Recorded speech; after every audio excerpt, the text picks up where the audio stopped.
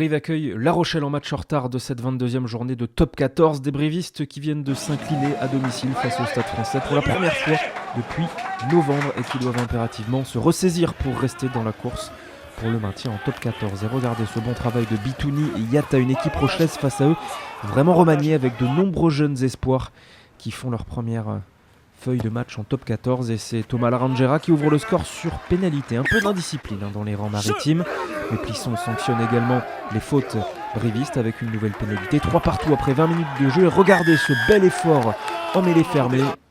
Et c'est encore l'ancien ouvroir parisien qui sanctionne cette faute de Chauvac poussée en travers. 6-3 pour La Rochelle.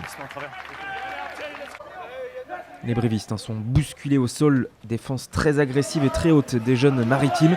Alors du coup on s'en remet aux fondamentaux et les ballons portés avec cette belle cocotte amorcée par les brivistes s'est écroulé. Cela fait plusieurs fois depuis le début du match que les Rochelais souffrent dans ce secteur de jeu et Monsieur Nuchy accorde l'essai de pénalité. Il sanctionne également le capitaine Wayan Liebenberg qui écroule ce maul. Carton jaune pour les maritimes réduit à 14 contre 15. Brive mène 10-6 et vient de refaire encore le coup sur Maul. Carton jaune à l'instant pour Thomas Ployer. Les Rochelais sont à 13 contre 15. Et regardez Kikione Kamika qui joue rapidement cette pénalité en zone de marque et qui va aplatir le deuxième essai de son équipe. 17-6 pour Brive avec la transformation de Larangera.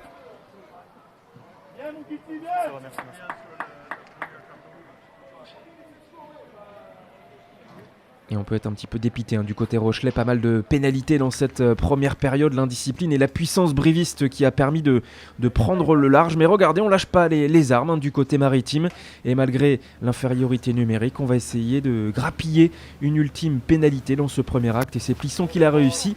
À la mi-temps, les brivistes mènent 17-9, seulement 8 points d'écart. Rien n'est donc fait dans ce duel au stade Amédée Domenech.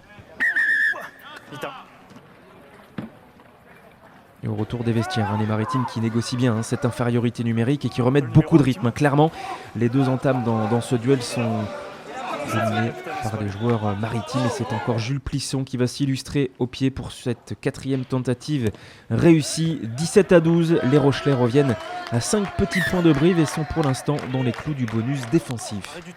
Oui, mais la puissance et l'expérience corésienne va encore parler dans cette deuxième période avec ce ballon de récupération de Larangera et les avants qui ensuite travaillent auprès pour essayer de peser sur ce solide premier rideau maritime. Les Pikengo qui s'enchaînent.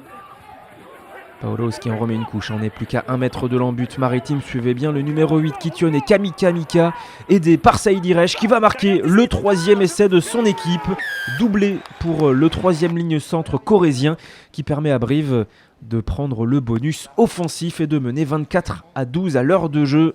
Et oui, ça commence à fatiguer du côté Rochelais car les brivistes vont maîtriser cette fin de match et s'imposer avec le bonus offensif. Nous sommes là, indique la banderole des supporters. Les brivistes sont toujours en course pour le maintien et s'en rapprochent plus que jamais puisqu'avec ces 5 points, ils prennent 10 longueurs d'avance sur la zone rouge.